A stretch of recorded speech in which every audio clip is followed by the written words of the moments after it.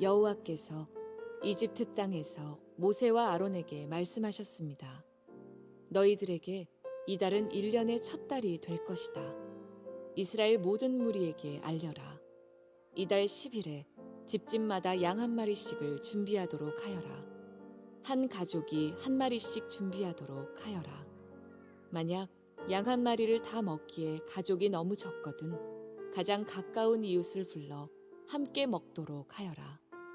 양을 사람 수대로 골고루 나누어 먹을 수 있도록 너희들의 수를 계산하여라. 준비할 양은 1년 된 수컷으로서 흠이 없는 것이어야 하며 양이나 염소 가운데서 선택하여라.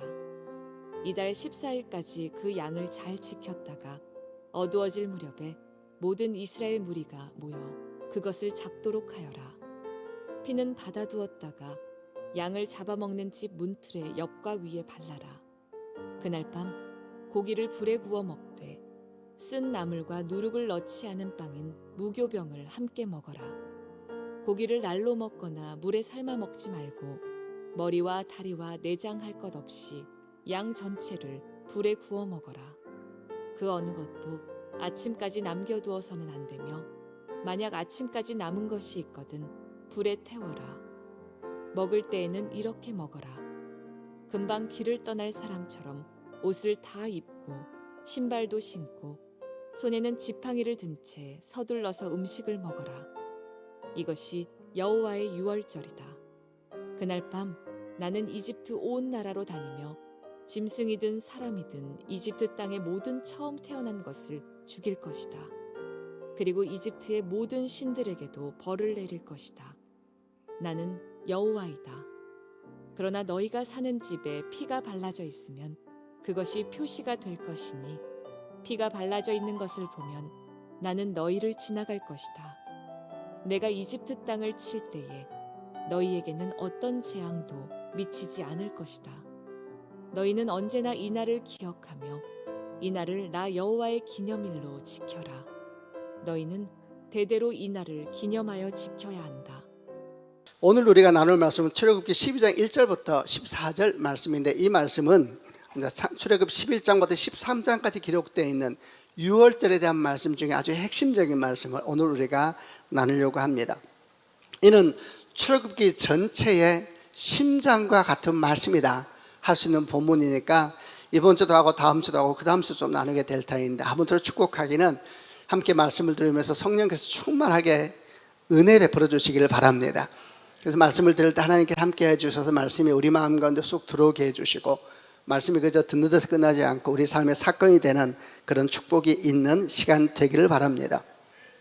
이스라엘 백성이 출애굽하기 전에 10번의 재앙이 있었습니다. 그 마지막 10번째 재앙이 애굽에 있는 모든 장자, 위로는 바로 왕의 장자로부터 아래로는 여종의 장자, 그리고 심지어는 가축들의 모든 처음 난 것도 다 죽게 되는 그런 엄청난 재앙이 10번째 재앙이었습니다.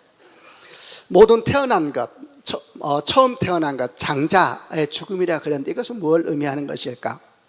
고대사에서 장자는 가문을 대표하는 그런 존재였습니다. 그래서 장자는 아주 주요한 권리를 아버지에게 상속받는 그런 사람이었는데 이스라엘도 마찬가지였습니다. 성경을 보게 되면은 이삭이 아들 에서와 야곱 중에 특별히 에서를 많이 아끼면서 에서에게 모든 축복을 다 전해주려고 하는 모습을 볼 수가 있는데, 이것도 이런 배경 속에서 이해하면 이해가 될 수 있고, 또 이런 아버지로부터 어떻게 하든지 장자의 축복을 받고 싶어가지고 결국 눈먼 아버지를 속여서 형이 받아야 될 장자의 축복을 훔쳤던 야곱의 모습도 당시 장자라는 것이 가지고 있는 지위가 어떤 의미가 있었고 또 그 권리가 어떠한 것인지를 좀 느낄 수 있는 그런 장면들입니다.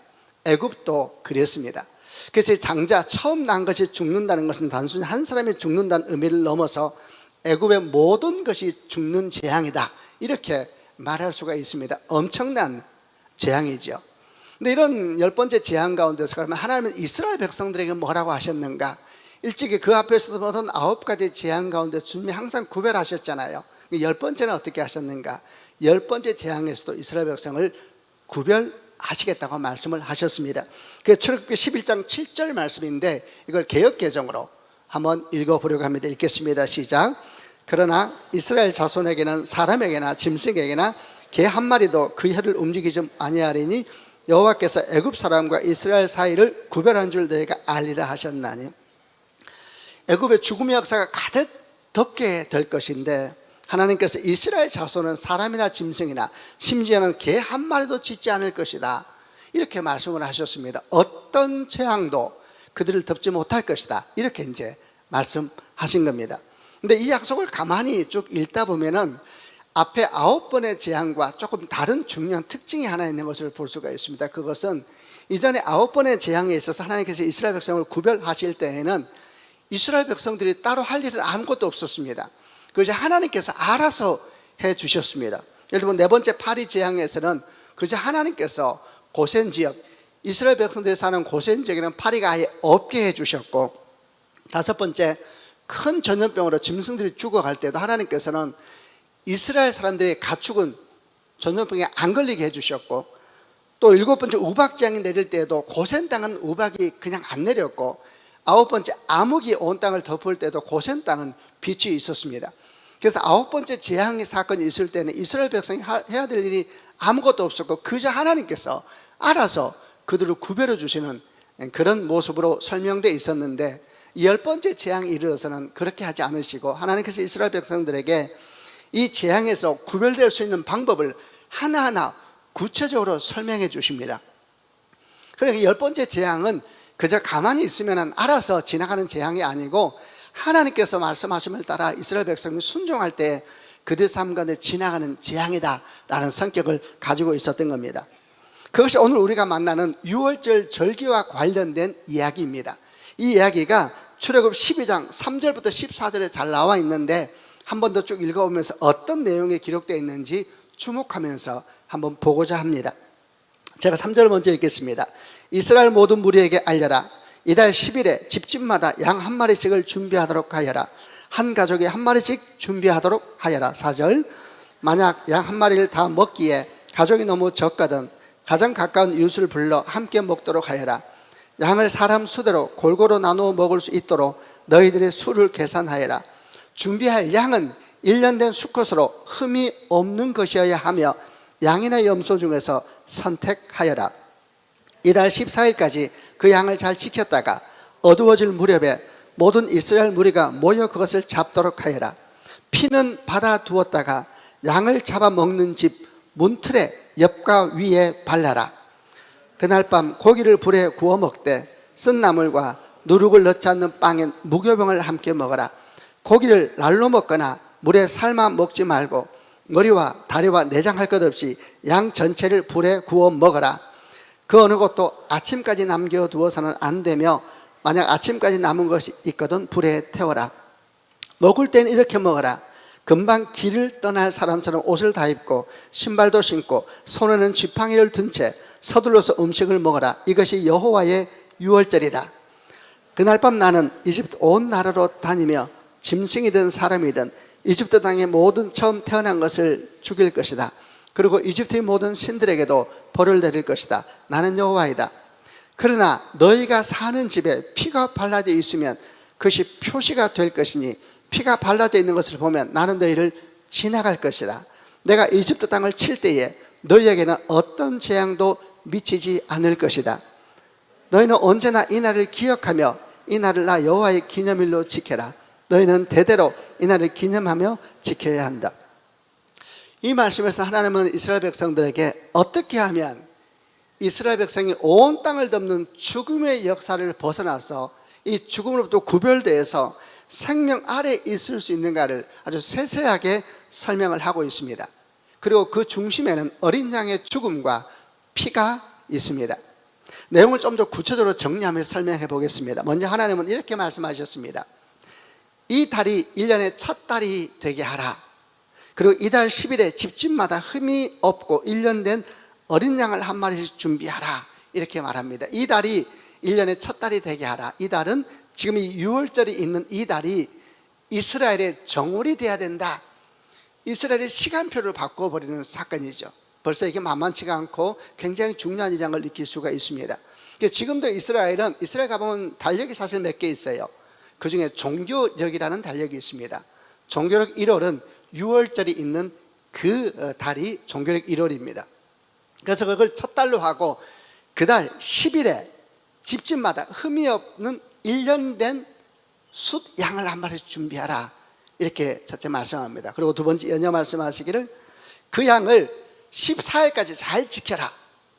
그리고 14일 날 해가 질 무렵에 그 양을 잡아서 피를 모아 양을 먹을 집 문틀과 문틀의 옆과 위에 발라라, 이렇게 말씀합니다. 4일 동안 양을 잘 지키라 그래요. 왜 지키라 그랬을까요? 혹시 그 양이 흠이 있는 것을 아닌지 확인하는 의미이기도 할 것이고, 동시에 일이 아주 중요한 일이니까 마음의 준비도 하고 환경의 준비도 하라는 말씀이었겠죠. 4일 동안 양을 지키고 드디어 14일 날 저녁 해가 질 무렵이 되면 양을 죽입니다. 그리고 그 피를 받아가지고 어디에 바르느냐, 집문의 문틀과 위, 집 문을 여는 양쪽 기둥과 위에 피를 바르라 그런 것입니다. 뒤에 사실 나와 있는 그림이 그 문틀에 바른 예수의 피를 상징하는 그림을 예를 들어 저희가 띄워놨습니다. 양쪽에 피를 바르고 위도 피를 발라라, 이렇게 주께서 말씀을 하셨습니다. 왜 문에다 피를 바르라 하셨을까? 문은 곧 그 집을 의미하는 것입니다. 우리는 문을 통해서 들어가고 문을 통해서 나오지 않습니까? 그래서 문은 곧 그 집을 의미하는 거겠지요. 계속 말씀합니다. 그 밤에 어린 양의 고기는 불에 구워서 먹어야 한다. 근데 그냥 먹지 말고 쓴 나물과 누룩을 넣지 않는 빵, 발효되지 않은 빵과 함께 먹어야 한다.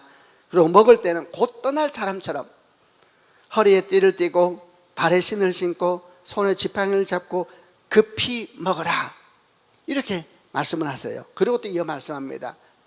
그리고 바로 그날 밤 동시에 어떤 일이 생기게 되는가?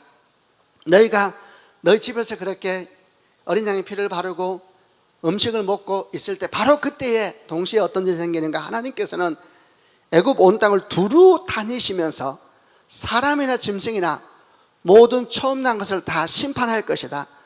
그러나 그 문에 어린 양의 피가 발라져 있는 집은 하나님이 넘어갈 것이다. 넘어가다, 패스오버, 넘어갈 것이다. 그리고 어떤 재앙도 그 집에 임하지 않을 것이다, 이렇게 말씀을 했습니다. 자, 이스라엘 백성이 어떻게 답했을까요? 하나님 말씀을 따라 그대로 행동하기 시작했습니다. 우선 10일 날 어린 양을 잡아서 4일 동안 잘 지켰다가 14일 해가 질 무렵에 잡아서 그 피를 문의 양기둥과 위에 발랐습니다. 그리고 불에 구워서 고기를 먹고 쓴 나물과 발효되지 않은 빵과 함께 지팡이를 들고 허리띠를 메고 신발을 신고 급하게 떠날 사람처럼 식사를 하기 시작했습니다. 그리고 동시에 바로 그날 밤 문 바깥에서는 큰 재앙이 일어나고 있었습니다. 애굽의 모든 처음 난 것은 다 죽었습니다. 그날 밤에 죽음이 없는 집은 하나도 없었습니다. 그날 밤 온 애굽의 온 땅은 울부짖는 소리로 가득했었습니다. 그러나 어린 양의 피가 발라진 집은 어떤 죽음도 재앙도 없었고, 하나님 말씀하신 것처럼 개조다 지지 않았습니다. 말할 수 없는 평화와 깊은 안정감이 이스라엘 백성들이 사는 고센 땅을 덮고 있었던 것입니다. 이런 절망 한가운데서 바로가 모세와 아론을 불러서 이렇게 외쳤습니다. 이스라엘 백성을 데리고 우리 백성들 가운데 떠나가라. 너희가 원하는 대로 하라. 너희 양떼와 소떼를 다 몰고 가고 너희 말대로 여호와께 가서 예배하라. 그리고 나를 위해서 좀 복을 빌어달라. 어서 빨리 가라. 감당이 안 되는 것입니다. 어서 빨리 가라. 재촉을 했습니다. 그리고 그날 밤 드디어 마침내 이스라엘 백성은 애굽 땅을 떠나게 되었습니다. 여러분, 이것이 출애굽입니다. 드디어 이스라엘 백성들이 애굽과 바로로부터 해방될 약속 땅을 향한 위대한 걸음을 시작하게 된 것이고, 이는 이스라엘 백성이 애굽 땅에 들어간 지 430년 만의 일이었습니다. 제가 지금까지 나눈 이 모든 이야기가 여러분 6월절에 대한 말씀입니다. 6월절은 무엇을 의미하는 절기인가? 6월절은 한마디로 이스라엘 백성이 어떻게 애굽을 탈출하게 되었는지 기억하고 기념하는 절기가 6월절인 것입니다. 그리고 그 한가운데서는 앞에 말씀드렸습니다만 어린 양의 죽음과 그 피가 중심에 있습니다. 이름을 6월절이라 이렇게 이름을 지었습니다. 이 이름이 유래된 것은 13절에서 하나님 말씀하시기를 내가 피를 볼 때에 넘어가리라. 넘어가리라. 여기에서 6월절이라는 이름이 유래가 됐습니다. 넘어가리라. 이 말은 히브리어로는 패사흐, 넘어간다 이런 뜻입니다. 영어 번역은 패스오버. 근데 한국말을 번역할 때 한자로 번역하면서 6월, 넘을 유, 넘을 월. 죽음이 넘어갔다. 절망이 넘어갔다. 이제 이렇게 해서 6월절이라고 이름을 하게 되었고, 하나님은 이 6월절을 통해서 이스라엘과 아주 중대한 역사를 이루게 됐고, 이것이 우리가 출애굽기의 핵심 중의 핵심을 이루는 말씀이다 말할 수가 있습니다. 자, 여러분, 그렇다면 이렇게 이스라엘 민족의 시간표를 바꿔버리고 삶의 방향을 바꿔버리고 삶의 목표를 바꿔버린 이 중요한 6월절이 오늘 우리에게는 도대체 어떤 의미가 있는 것일까? 묵상을 몇 가지 나눠보려고 합니다. 첫 번째, 6월절 어린 양은 우리를 대신해 십자가에 죽으신 예수 그리스도를 나타낸다라는 것을 우리가 알아야 됩니다. 애굽 온 땅에 죽음이 역사하고 있을 때 하나님은 이스라엘 백성들에게 그 죽음에서 구별되어 생명 아래에 있을 수 있는 유일한 방법을 가르쳐 주셨습니다. 그것은 점없고 흠없는 1년 된 어린 양을 죽이고 그 피를 문에 바르라 말씀하신 것입니다. 그럴 때에 문의 좌우틀과 위에 피가 발라지는 집은 재앙도 지나가고 죽음도 지나가고 어둠도 다 지나가고 개 한 마리도 짖지 않고 어떤 절망도 어떤 아픔도 그 집을 지나가게 될 것이다, 이렇게 약속하셨습니다. 여러분, 물어보겠습니다. 왜 어린 양의 피가 발라진 지금 집은 죽음의 역사가 그 안을 휘젓고 들어오지 아니하시고 죽음의 역사가 그 집을 패스오버 넘어갔을까요? 그것은 이미 그 집에 죽음이 있었기 때문입니다. 그 집 문에 발라진 어린 양의 피는 그 집에 있는 사람들 대신하여 이미 죽음이 있었다라는 것을 나타내고 있었습니다. 그래서 그 집에 다시 죽음이 역사하지 못하는 것입니다. 이미 죽었기에 다시 죽음이 역사하지 못하는 것입니다. 이는 애굽에 임하였던 죽음의 역사는 무엇과 다른가? 애굽의 집은 대신하여 죽은 죽음이 없었습니다. 그래서 그들이 그 모든 절망을 온몸으로 직접 받아야 했습니다. 그런데 이스라엘 백성은 대신하여 죽은 죽음이 있었습니다. 그래서 그들은 죽음 아래 사로잡히지 아니하고 죽음이 그들을 넘어가 버리게 되고 그들은 살게 된 것입니다. 여러분, 이 일은 대단히 역사적인 사실이며 아주 중요한 계시적인 말씀입니다. 하나님은 이스라엘 백성을 택하셔서 하나님의 구원 방법을 보여주시면서 그것이 장차 온 인류를 향해서 이루실 하나님의 방법이라는 것을 계시해 주셨지 않습니까? 이스라엘은 온 인류를 향한 하나님의 뜻을 보여주기 위해서 선택받은 통로였던 것입니다. 그래서 6월절 어린 양은 십자가 예수님을 우리 가운데 보여주시기 위한 하나님의 계시적인 사건이었습니다. 6월절 어린 양은 십자가 예수를 통해서 완성되는 것입니다. 보십시오. 6월절 어린 양은 유대인들을 위해서 죽었습니다. 십자가에 못 박혀 죽으신 예수님은 온 인류를 위해서 죽은 것입니다. 여러분, 구약의 6월절은 신약의 십자가 예수를 통해서 완성되었다는 것을 이 말씀을 통해서 꼭 기억하는 축복이 있기를 바랍니다. 그래서 일찍이 세례 요한은 예수께서 당신에게 오는 걸 보고 크게 놀라며 이렇게 외쳤습니다. 보라, 새 상제를 지고 가는 하나님의 어린 양이로다, 이랬습니다.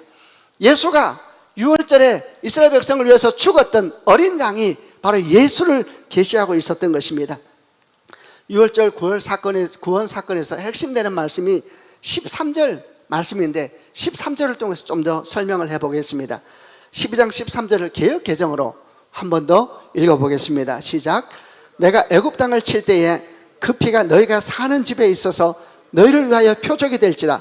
내가 피를 볼 때에 너희를 넘어가리니 재앙이 너희에게 내려 멸하지 아니하리라. 내가 피를 볼 때에 너희를 넘어가리니, 이게 6월절 말씀이 6월절 말씀이 출애굽기 핵심이잖아요. 그런데 핵심이 바로 이 말씀입니다. 내가 피를 볼 때에 너희를 넘어가리니. 넘어간다는 얘기가 뭡니까? 어떤 재앙도 어떤 절망도 너를 덮지 못할 것이라는 약속입니다. 우선 아멘 하시길 바랍니다. 여러분, 왜 피를 볼 때 지나가는 것입니까? 그래서 앞서서 말했습니다. 이미 그 집이 죽었기 때문입니다. 그래서 다시 죽을 필요가 없기 때문입니다. 이미 죽었습니다. 다만 어린 양이 대신하여 죽은 것입니다. 이것을 우리는 대속의 원리라고 말합니다. 대신 대가를 치루었다, 대신 죽었다, 대속의 원리라고 말하는 겁니다. 이에 대해 사도 바울은 고린도 교회에 이런 내용의 글을 보낸 적이 있었습니다. 고린도서 5장 14절 말씀에 그리스도의 사랑이 우리를 강권하시는도다. 우리가 생각하건대 한 사람이 모든 사람을 대신하여 죽었은즉 모든 사람이 죽은 것이라. 다시 읽겠습니다. 그리스도의 사랑이 우리를 강권하시는도다.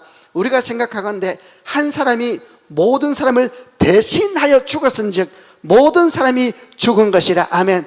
우리는 모두 다 죽음의 통치 아래에 있어서, 죄의 통치 아래에 있어서 죄의 삭스는 다 죽음이었습니다. 우리가 다 죽을 수밖에 없었는데 예수께서 대신하여 죽으시고 그 피가 우리 인생을 덮음으로 이제는 다시 죽음이 우리를 통치하지 못하는 거듭난 인생이 되게 된 것입니다.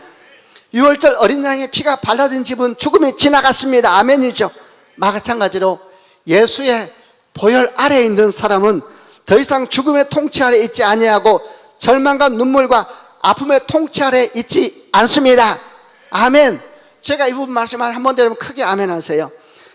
6월절 어린 양의 피가 발라진 집은 죽음이 지나간 것처럼 예수의 보혈 아래에 있는 사람은 더 이상 죽음의 통치 아래에 있지 아니하고 절망과 눈물과 아픔의 통치 아래에 있지 않습니다. 여러분, 예수 보혈 아래 있는 사람은 정말 절망의 통치 아래에 있지 않습니까? 눈물의 통치 아래에 있지 않습니까? 아픔의 통치 아래에 있지 않습니까? 예수 보혈 아래 있는 사람은 정말 어떤 어려움도 없습니까? 예, 물론 그렇지 않지요. 예수의 보혈 아래에서도 우리는 때때로 절망하고 때때로는 무너지고 때때로는 죽을 것 같은 시간을 맞이하기도 합니다. 그러나 그렇다 그래서 우리는 그들의 통치 아래에 있는 것은 아닙니다. 여러분, 통치 아래에 있다는 것은 무슨 말입니까? 통치 아래에 있다는 것은 그것이 우리 삶을 절대적으로 다스린다는 이야기입니다. 여러분, 죽음은 우리를 다스리지 못합니다. 절망도 우리를 다스리지 못합니다. 눈물도 절대 우리를 다스리지 못합니다. 예, 우리가 모두 동의하는 것처럼 우리는 웁니다. 슬퍼합니다. 병듭니다. 그러나 그들을 통치하지 못합니다. 왜냐하면 우리 안에 성령이 계시기 때문에 우리는 절망 가운데서 다시 주를 생각함으로 떨쳐 일어나는 하나님의 사람들이기 때문입니다. 우리는 죽음 가운데 희망을 노래합니다. 절망 가운데 소망을 노래합니다.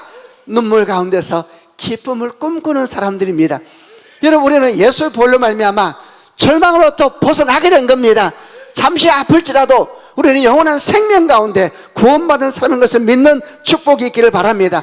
여러분, 그것이 예수 보혈이 우리에게 주는 능력입니다. 바로 이것을 계시적으로 보여준 사건이 출애굽에서 어린 양의 죽음입니다. 우리는 이런 말씀을 할 때 어린 양에 무슨 죄가 있느냐? 아무 죄가 없습니다. 예수가 무슨 죄가 있느냐? 아무 죄가 없습니다. 어린 양은 왜 죽어야 했느냐? 그 피가 발라져 있는 그 집안에 있는 유대인들을 살리기 위해서 죽어야 했습니다. 예수는 왜 죽어야 했느냐? 예수가 죄가 없습니다. 예수의 피가 발라진 우리들을 살리기 위해서 그분이 십자가에 못 박혀 죽으신 것입니다. 우리는 그분 안에 있을 때에 영원한 생명 가운데 있다는 것을 믿음으로 굳게 받아들이는 축복이 있기를 다시 한번 주님의 이름으로 축원합니다. 여러분, 예수 보혈의 능력입니다. 그 안에 있어야 됩니다. 그 아래에 있어야 됩니다. 예수 안에 있어야 하는 것입니다. 다시 이스라엘 백성을 생각해 보겠습니다. 하나님께서 그들에게 말씀하셨습니다. 어린 양을 잡아서 그 피를 문의 양쪽 기둥과 위에 발라라. 그 밤에 내가 지나갈 때 피를 보면 그 집을 패스오버 넘어가게 될 것이다. 그런데 만약에 그날 누군가가 주의 말씀을 따라 어린 양을 잡아서 피를 문 양쪽 기둥과 위에 바르고 난 다음에 정작 그 집 안에 들어가서 있지 않고 바깥에 왔다 갔다 하면서 점심시간을 보내고 있다. 그럼 여러분 어떻게 되겠습니까? 그 사람은 죽음의 재앙 아래 놓이게 되는 것입니다. 이것이 예수 안에 있는 삶의 중요성입니다. 여러분, 예수를 믿을 뿐만 아니라 예수 안에 있는 성도가 되기를 주님의 이름으로 축원합니다. 예수 안에 있다는 것이 도대체 무엇을 의미하는 것일까? 피 아래에 있다는 것이 도대체 무엇을 의미하는 것일까? 우리는 질문해야 될 것입니다. 이에 대해서 우리에게 아주 잘 가르쳐주는 본문 중에 하나가 요한복음 15장 4절부터 7절 말씀, 이건데 개역개정으로 한번 읽어보면서 예수 안에 있는 것이 무엇일까? 보혈 아래 있는 것이 무엇일까 한번 생각해 보려고 합니다. 제가 4절을 먼저 읽겠습니다. 내 안에 거하라. 나도 너희 안에 거하리라. 가지가 포도나무에 붙어있지 아니하면 스스로 열매를 맺을 수 없음 같이 너희도 내 안에 있지 아니하면 그러하리라. 5절 나는 포도나무요 너희는 가지라. 그가 내 안에 내가 그 안에 거하면 사람이 열매를 많이 맺나니 나를 떠나서는 너희가 아무것도 할 수 없습니다. 사람이 내 안에 거하지 아니하면 가지처럼 밖에 버려져 마르나니 사람들이 그것을 모아다가 불에 던져 사르느니라. 7절 너희가 내 안에 거하고 내 말이 너희 안에 거하면 무엇이든지 원하는 대로 구하라. 그리하면 이루리라. 이 말씀에서 예수 안에 있는 삶, 예수를 믿을 뿐만 아니라 예수 안에 있는 삶, 피 안에 있는 삶이 무엇인지 한 3가지 짚어보려고 합니다. 첫 번째, 예수 안에 있는 삶은 그저 주어지는 것이 아니라는 사실을 알아야 됩니다. 그래서 주님께서 내 안에 거하라 이렇게 명령을 하셨습니다. 명령. 여러분, 명령하신 것은 지키라 이렇게 말씀하는 것입니다. 내 안에 거하라 명령하셨습니다. 왜냐하면 예수 안에 거하는 삶은 그저 믿으니까 자연스러운 삶은 아니기 때문입니다. 우리는 예수 안에 거하기 위해서 애쓰고 노력하고 기도하고 몸부림치고 도전해야 될 줄로 믿습니다. 예수 안에 거하는 것이 무엇인가 구체적인 얘기를 하기 전에 여러분 축복합니다. 여러분 모두에게 예수 안에 거하고자 하는 열망이 있기를 주님의 이름으로 축원합니다. 만약 여러분 우리가 삶을 살아가면서 매일매일 매 순간마다 내가 지금 예수 안에 있는가, 내가 예수 안에 있는가, 내가 보혈 아래 있는가, 내가 혹시 예수 바깥에 있지는 않은가, 이런 질문하면서 우리가 살 수 있다면 여러분 그 사람은 이미 복된 사람인 줄로 믿습니다. 예수 안에 있는 사람은 애쓰고 노력하고 몸부림치고 도전하고 여러분 달려나가야 되는 길인 것입니다. 두 번째, 또 이 말씀에서 배우는 예수 안에 있는 삶은 무엇일까? 여기서 배우게 되는 것은 만약 우리가 예수 안에 있기를 소망하고 꿈꾸고 애쓰고 도전한다면 그런 우리에게 주님은 이미 충만하게 함께 거하시겠다 약속하셨다라는 것입니다. 이렇게 말씀했습니다. 내 안에 거하라. 나도 너희 안에 거하리라. 순서는 이렇습니다. 우리 보고 주 안에 거하래요. 그럼 주님이 우리 안에 거하시겠대. 이렇게 돼 있어요. 내 안에 거하라. 나도 너희 안에 거하리라. 내 안에 거하라. 나도 너희 안에 거하리라. 이 말씀을 가만히 생각하면서 어떤 느낌이 여러분 드십니까? 저는 이런 생각이 들었습니다. 주님은 완전하게 준비되어 계시는 것이구나. 주님은 똑같아요. 성경을 보면 볼지어다 내가 문 밖에 서서 두드르니 누구든 내 음성을 듣고 문을 열면 내가 그에게 들어가 그는 나로 더불어 먹고 나는 그로 더불어 먹으리라. 우리는 생각해요. 들어와서 문 좀 열어주세요. 주님은 아니다. 네 마음 문은 네가 여는 것이다. 문을 열 때 주님은 문 밖에 우리를 기다리고 계시는 것입니다. 아멘이죠. 내 안에 거하라. 나도 너희 안에 거하리라. 이미 우리 인생 문 밖에서 항상 놓고 하시는 그 하나님께서 우리에게 말씀하십니다. 내 안에 거하라. 나도 너희 안에 거하리라. 여러분 성령 충만하게 원하십니까? 예수로 충만하게 원하십니까? 왜 아멘 안 하세요? 다시 할게요. 여러분 예수로 충만하게 원하십니까? 예수로 충만한 방법은 매우 단순합니다. 예수는 지금 준비되어 계십니다. 할렐루야. 이제 여러분이 그분을 향하여 마음을 열면 됩니다.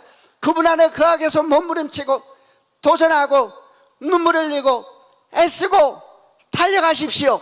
그 순간 여러분은 느끼게 될 겁니다. 주의 풍성하심이 이미 나를 가득 덮고 있었던 것입니다. 그럼 만약 우리가 주 안에 거하기를 꿈꾸지 아니하고 도전하지 아니하고 거기에 갈망하지 아니하면 주의 풍성함이 나를 가득 덮고 있다 할지라도 그 풍성함은 끝없이 주변을 겉도는 풍성함이 되고 마는 것입니다. 내 안에 거하라. 나도 너희 안에 거하리라. 주님이 너 하는 거 보고 내가 하겠다는 말씀이 아니고 나는 이미 널 위하여 완전하게 준비되어 있다. 나의 풍성함을 네가 원하느냐? 그러면 네가 내 안에 거하라. 나는 다 준비되어 있다. 여러분 이것이 두 번째 약속입니다. 예수의 풍성함을 원하십니까? 성령의 충만을 원하십니까? 그분은 준비되어 있습니다. 여러분이 그분 안에 거하기 위해서 몸부림치십시오. 꿈꾸십시오. 거룩한 열망을 가지십시오. 그것이 뭔지는 몰라도 꿈꾸십시오. 그리고 알려달라 그러세요. 예수 안에 있는 것이 무엇입니까? 여러분 예수 안에 있는 것이 무엇인지 알고 싶어서 여러분 눈물을 흘리는 날이 온다면 복음은 막힘없이 역사하게 될 겁니다. 예수 안에 있는 게 뭡니까? 예수 안에 있는 게 뭡니까? 예수 안에 있는 게 뭡니까? 질문하면서 몸부림친다면 복음은 막힘없이 여러분 삶을 덮어버리는 역사가 있게 될 겁니다. 또 한 가지 세 번째, 예수 안에 있는 삶은 무엇을 의미하는가? 요한복음 15장에서 7절에 이런 말씀이 나옵니다. 너희가 내 안에 거하고 내 말이 너희 안에 거하면 무엇이든지 원하는 대로 구하라. 그리하면 이루리라. 너희가 내 안에 거하고 내 말이 너희 안에 거하면, 이 말씀에 의하면은 우리가 예수 안에 거하는 것은 예수의 말씀이 우리 안에 거하는 것과 같은 것이다 그랬습니다. 그러니까 예수의 말씀이 내 안에 항상 거하도록 하는 것, 그게 우리가 예수 안에 거하는 것입니다. 그럼 여러분, 주의 말씀이 우리 안에 거하는 것은 무엇을 의미하겠습니까? 말씀을 많이 암송하면 됩니까? 말씀을 많이 공부하면 됩니까? 많이 연구하면 됩니까? 예, 다 선한 일입니다. 그러나 그것을 뛰어넘는 것이죠.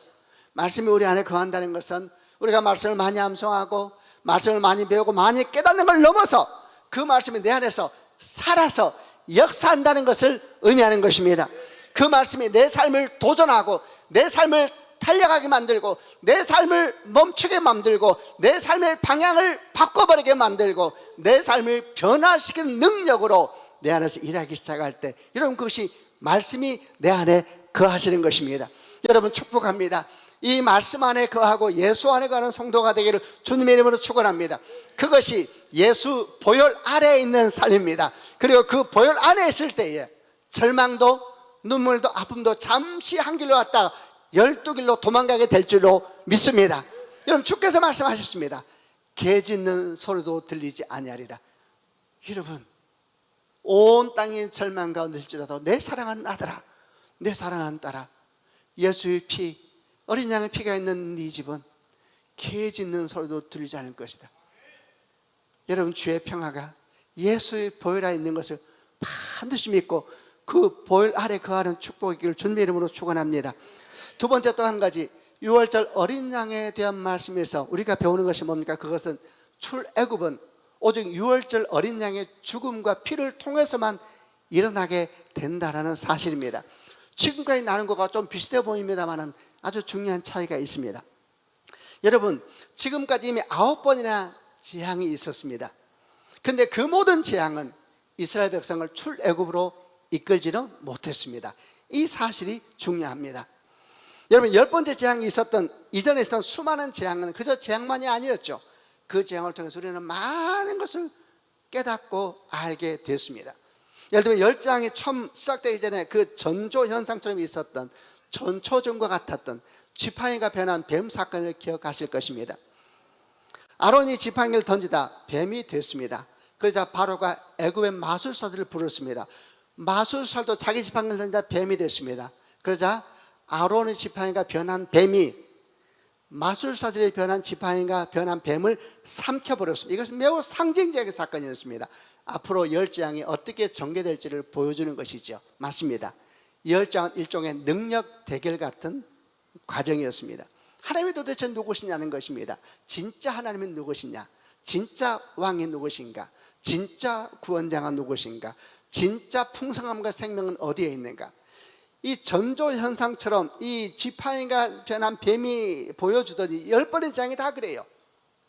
그래서 그 재앙을 거쳐가면서 우리는 10번째 재앙이 오기 전에 이미 9번째 재앙까지 쭉 거쳐서 배우게 됐습니다. 뭘 배웠습니까? 우상은 무능한 것이구나. 여호와 하나님만이 우리 하나님이시구나. 하나님은 온 땅을 다스리고 통치를 하시는구나. 하나님은 당신의 백성을 구별하시고 보호하시는구나. 이런 이야기들을 우리는 말씀을 묵상해서 배웠습니다. 아멘이죠. 근데 여러분, 우리만 배운 게 아닙니다. 당시에 이스라엘 백성들도 보았고 배웠습니다. 애굽 사람들도 보았고 배웠습니다. 바로도 보았고 배웠습니다. 그래서 애굽과 바로는 두려워했고 이스라엘 백성들은 하나님을 경배했습니다. 그런데 중요한 사실은 그럼에도 불구하고 출애굽은 일어나지 않았습니다. 여러분, 출애굽은 오직 어린 양의 죽음과 그 피를 통해서만 일어나게 되는 것입니다. 우리가 신앙생활하면서 우상이 잘못됐다는 걸 알고 우상을 회파하고 하나님의 능력을 알고 그분의 높으심을 알고 온 땅의 통치자이십니다. 거룩한 왕이십니다. 왕 중의 왕이십니다. 그분께 경배하고 예배한다 할지라도 여러분 그 사실이 출애굽을 가져오지는 않습니다. 출애굽은 오직 예수의 죽음과 그 피를 통해서만 우리에게 오는 것입니다. 아멘입니다, 여러분. 이것이 굉장히 중요한 것입니다. 그래서 사도 바울이 이렇게 고백했습니다. 사도행전 4장 12절 말씀에 다른 이로서는 구원을 얻을 수 없나니 천하인간의 구원을 얻을 만한 다른 이름을 우리에게 주신 적이 없습니다. 예수 보혈 외에는 구원이 없습니다, 여러분. 그래서 우리가 함께 지금 예배하면서 여러분 가운데 다 안 믿어지는데 예수 보혈은 안 믿어진다, 그러면 다 안 믿어지는 겁니다. 하나님의 아름다우심, 천하천지에 만드신 여호와의 능력을 이해하겠는데 도대체 어린 양 이야기는 뭐며 왜 그렇게 죽으셔가지고 복잡하게 만드셨으면 안 믿어진다, 아무것도 안 믿는 것입니다. 그 사람에게 출애굽은 없습니다. 여러분, 그래서 우리가 어린 양 사건을 심장이라고 말해요. 심장이라고 말해요. 심장이 없으면 죽는 것입니다. 우리 신앙에서 어린 양은 심장입니다. 심장. 예수 보혈 그 능력이 우리 가운데 막힘없이 믿어지는 축복이 있기를 주님의 이름으로 축원합니다. 이 예수 보혈을 생각하면서 한 가지 이런 생각을 더 하게 됐습니다. 왜 주님은 문의 양 기둥과 위에다가 피를 바르라 하셨을까? 왜 주님은 거기다 피를 바르라 하셨을까? 이렇게 말할 수도 있었잖아요. 이게 굉장히 중요한 피다. 한 방울도 함부로 쓰면 안 된다. 네 집에서 제일 깨끗한 그릇 가져와라. 물로 깨끗하게 씻고 그 그릇에다 피를 깨끗하게 받아서 안방에다 다 모셔놓아라. 왜 이렇게 말하지 않으셨을까? 아니면은 안방 거실에다가 너희 집에 있는 모든 문은 다 어린 양의 피를 발라라, 이렇게 말씀하지 않으셨을까? 아니면은 제사할 때 피를 원래 땅에 쏟거든요. 어린 양의 피를 다 땅에 쏟아라, 이렇게 말씀하지 않으셨을까? 왜 문의 양쪽 기둥과 위에다 바르라 하셨을까? 다른 데 바르면 주님이 지나가시다가 잘 안 보이실까 봐 그러셨을까? 주님이 이제 사시다 보니까 힘드셔서 보이는 것도 잘 없으시고 그 지나가다 신경 써서 야 크게 발라라, 그래서 그러셨을까? 그럴 리가 없으시지요. 여러분, 주님께서 그 피를 안방에 발랐다고 못 보시겠습니까? 뒷문에 발랐다고 못 보시겠습니까? 앞마당에 뿌렸다고 못 보시겠습니까? 도대체 왜 주님께서는 그 피를 집 대문에다 바르라 하셨을까? 그러다가 신약의 몇 가지 말씀이 생각났습니다. 첫 번째 말씀, 마가복음 8장 38절. 누구든지 음란하고 죄 많은 세대에서 나와 내 말을 부끄러워하면 인자도 아버지의 영광으로 거룩한 천사들과 함께 올 때에 그 사람을 부끄러워하리라. 여러분, 문에 바르면은 다 보이는 것입니다. 다 보이는 것입니다. 하나님이 보려고 바르라 그랬을까요? 요한복음 5장에 베데스다 연못가에 38년 병자가 있었습니다. 예수께서 가셔서 물으십니다. 네가 낫고자 하느냐? 정말 이런 질문 너무 나쁩니다. 안 그러면 왜 거기 누워 있겠어요? 38년 병자면은 딱 보면 심각하구나. 근데 거기서 왜 낫고자 하냐? 이걸 도대체 왜 물으시는 거예요? 마가복음 10장에서 거리에서 구걸하고 있는 맹인 바디메오를 향하여서 네가 무엇을 하여 주기를 원하느냐? 왜 이러세요? 뭘 보기 원하죠? 보기를 원하죠. 여러분, 이런 모든 말씀의 공통점이 무엇입니까? 입을 열어 말하라는 것입니다. 왜냐하면 신앙이라는 것은 마음에 묻어두는 것만의 신앙이 아니기 때문입니다. 여러분, 예수님은 어린 양의 피를 문의 좌우 문틀과 위에 바르라. 왜 그랬을까요? 모두가 볼 수 있도록 하라는 것입니다. 여러분, 신앙은 감추는 거 아닙니다. 그리고 한번 생각해 보세요. 어떻게 신앙이 감추어집니까? 여러분, 술 한 잔에도 표시나고 머리 손질해도 다 표시나고 립스틱 하나 바르도 알아요. 어떻게 인생을 바꿔버린 예수 사건이 표시가 안 납니까? 여러분, 한번 생각해 보십시다. 주변 사람이 여러분 예수 믿는 걸 모른다. 심각한 겁니다, 이거. 여러분, 옷 하나 바꿔도 알아채잖아요. 안 그래요? 이스라엘 갔다 와서 얼굴 탔다고. 제가 사실 1부 때 제가 지금 기침이 나와서 1부 때 너무 힘들어 설교하면서 할렐루야 하나도 안 나오네. 여러분, 어떻게 인생을 바꾼 예수 사건이 표시가 안 납니까? 예수 믿는 사람이요, 예수 믿는 사람 표시 안 나는 건 둘 중에 하나라고 생각합니다. 안 믿든지 아니면 애써서 표시 안 내려고 애써서 살고 있든지. 여러분 누굽니까? 안 믿지는 않겠죠. 혹시 애써서 예수 믿는 사람 표시 안 내려고 살고 있습니까? 주님께서 말씀하십니다. 예수의 어린 양의 피를 문 밖에 발라라. 하나님의 눈이 어두우셔? 그럴 리가 없죠. 모든 백성이 알게 하는 뜻이 아니겠습니까? 성도 여러분, 신앙은 감추는 거 아닙니다. 특별히 오늘날 지금 이 시대의 한국에서 예수 믿는다는 사실 때때로 참 수치스럽구나 라고 느낄 때가 많습니다. 참 수치스럽다 이런 생각이 들 때가 많습니다. 그러나 생각해보면 이럴 때일수록 그래도 바르게 살려고 애쓰는 사람들, 그래도 부끄러움을 좀 아는 사람들이 자기 정체를 숨기지 말고 나타내야 되지 않겠습니까? 비극이 뭡니까? 어둠이 왔을 때 난 저 집 식구 아니라고 말하는 거, 그거 비극 아니에요.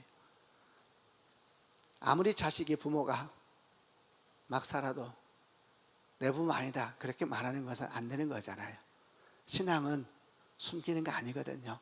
그리고 숨겨지지도 않습니다. 여러분, 애써서 숨기려고 하지 마세요. 밥 먹을 때 기도 제대로 하시고, 교회 갈 때 교회 간다는 표시 좀 내시고, 옛날에는 성경 다 들고 왔는데 이제는 성경도 안 들고 다니지만 참 마음이 아파요. 여러분 생각해 보세요. 왜 피를 밖에 발을 하셨을까? 우리 신앙의 모습을 보여주는 것이 아니겠습니까? 여러분 축복합니다. 사람들이 여러분 예수 믿는 걸 다 알게 되기를 바랍니다. 어떤 사람은 그러면 주님께 영광이 안 됩니다 이렇게 말하면, 그래서 아파하면 되죠. 아파하고 그러면은 그래도 내가 이렇게 살면 안 되겠구나, 내가 이렇게 살 수는 없지, 이런 마음이라도 들지 않겠습니까? 저는 그럴 때 주의 영광이 살아나게 될 줄로 믿습니다. 마지막 세 번째 유월절 묵상에서 꼭 하나 짚고 넘어가야 되는 표현이 있어서 나누려고 합니다. 12절과 13절을 개역개정으로 한번 읽고 나눠보려고 하는데, 12절과 13절을 개역개정으로 제가 먼저 12절 읽겠습니다.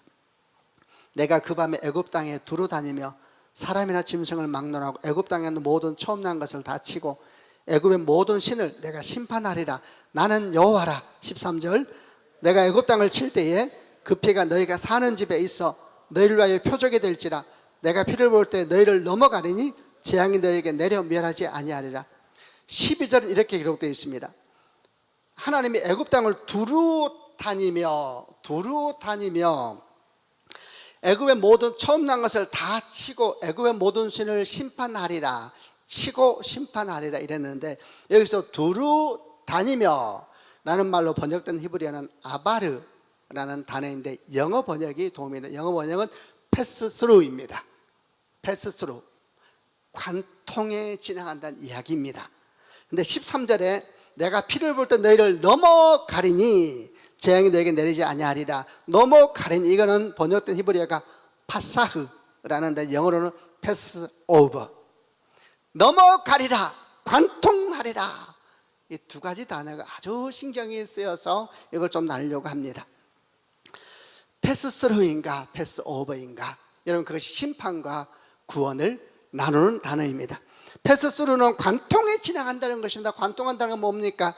죄와 어둠과 수치를 하나하나 다 밝혀 드러내시면서 하나하나 확인하면서 지나간다는 이야기인데, 여러분 이로부터 자유로울 사람은 아무도 없습니다. 이는 심판입니다. 패스 오버는 뭡니까? 그냥 넘어간다는 것입니다. 왜 넘어갑니까? 어린 양의 피가 이미 발라져서 우리 모든 죄의 대가를 이미 치루었으니 그냥 넘어가는 것입니다. 눈 감고 넘어가는 것입니다. 여러분 그것이 구원입니다. 구원. 패스 스루인가 패스 오버인가, 여기에 구원과 심판이 딸린 것입니다. 구약부터 신약까지 성경은 항상 말씀하기를 여호와의 날이 반드시 온다 그랬습니다. 그리고 그 마지막은 예수 재림입니다. 재림. 마지막 재림이 올 때도 이 두 가지는 똑같이 우리에게 놓여집니다. 패스 스루인가 패스 오버인가 똑같은 상황에 놓여지게 되는 것입니다. 패스 스루는 행위 심판인데, 행위 심판, 우리 행위를 하나하나 쭉해서 낱낱이 드러내시면서 그 행위를 따라 심판하는 것입니다. 심판입니다. 심판. 패스 오버는 행위 심판이 아니고 은혜 구원입니다. 은혜 구원. 예수 이름 있으면 그냥 넘어가리라 그랬습니다. 계시록 20장을 보면요, 성경 마지막 심판에 대한 말씀이 계시록 20장에 기록됐습니다. 백보자 심판이라 그래요. 그때 하나님 그 심판의 자리에 딱 앉아 계십니다. 근데 성경은 뭐라고 기록하는가 하면 그 앞에 큰 책상인데 거기에 책들 복수형입니다. 책들이 한쪽에 놓여 있고 한쪽은 생명책 단수형입니다. 생명책이 놓여 있습니다. 책들 패스 스루입니다. 생명책은 패스 오버입니다. 왜 이렇게 책들 복수형을 썼느냐? 낱낱이 기록되어 있으니까요. 관통하면서 우리 모든 삶과 행동이 낱낱이 기록되어 있죠. 그래서 이 책이 펴지는 순간 심판이 임하겠다는 것입니다. 그러나 그 옆에 생명책 단수형이 있습니다. 여기에는 이름만 기록되어 있습니다. 예수 보혈로 우리 이름이 기록되어 있는 것입니다. 여러분, 우리는 패스 스루 인생이 아니라 패스 오버 인생입니다. 은혜의 인생입니다. 은혜의 인생. 여기서 우리가 나누려는 거 하는 것이 첫째 뭐냐 하면, 그럼 여러분, 이렇게 중요한 예수 보혈, 이렇게 중요한 예수 보혈이 사탄이 와서 다른 것을 덧칠하지 않도록 깨어 있어야 한다는 것입니다. 여러분, 이렇게 예수 보혈이 중요하다면 사탄이 모를 리가 없습니다. 그러면 사탄은 무슨 일을 하겠습니까? 예수의 피가 발라진 집마다 돌아다니면서 다른 것을 덧칠하는 것입니다. 여러분, 사탄이 와서 예수 보혈에 다른 것을 덧칠하지 않는 신앙이 되기를 주님의 이름으로 축복합니다. 그것이 깨어있는 신앙이고 죄와 싸우는 신앙이고 예수 안에 머무는 신앙이고 주의 말씀을 따라 살려고 몸부림치며 씨름하는 신앙인 줄로 믿습니다. 여러분, 만약 우리가 예수를 믿는다 하면서도 깨어있지 아니하고 죄와 싸우지 아니하고 말씀을 따라 씨름하지 아니하고 예수 안에 거하지 않을 때에 사탄은 우리가 졸고 있는 그때 와서 예수의 피에 다른 것을 덧칠해 버리는 것입니다. 여러분, 한번 상상해 보세요. 주님 말씀하셨습니다. 그 밤에 내가 애굽 땅을 다닐 때에 다니다 보니까 뭐가 칠해져 있긴 칠해져 있어요. 와서 주께서 고민을 시작하세요. 색이 오묘하구나. 이게 아주 애매하네요. 분명히 한때는 예수 피 같았는데 여러분, 누군가가 덧칠하고 갔구나. 여러분, 이런 일이 결코 여러분 가운데 없기를 주 예수 그리스도 이름으로 축원합니다. 날마다 깨어있어야 되는 이유가 여기에 있는 것입니다. 날마다 깨어있어서 주와 함께 나아가고 예수 피의 능력이 그저 지나가는 소문 같은 이야기가 되지 아니하고 여러분 사건이 되기를 주님의 이름으로 축원합니다. 그럴 때 우리는 매일매일 출애굽의 삶을 오늘도 살아갈 수가 있는 것입니다. 절망으로부터 일어나고 눈물로부터 일어나고 어둠으로부터 일어나고 죄로부터 일어나고 땅으로부터 일어나서 생명을 향하여 약속을 향하여 하나님을 향할 나라를 향하여 오늘도 떨쳐 일어나는 성도가 되는 것입니다. 그런 축복이 있기를 주님의 이름으로 축원합니다. 말씀을 마무리하면서 여러분 축복할 때 아멘 하시길 바랍니다. 여러분, 6월절 어린 양 대신 예수님을 찬양합니다. 아멘. 그분이 우리를 대신 죽으심으로 우리가 죽음의 통치 아래에 있지 않게 되었습니다. 슬플지언정 그 죽음이 우리 통치자가 아닙니다. 우리 통치자는 예수 그리스도이십니다. 아멘.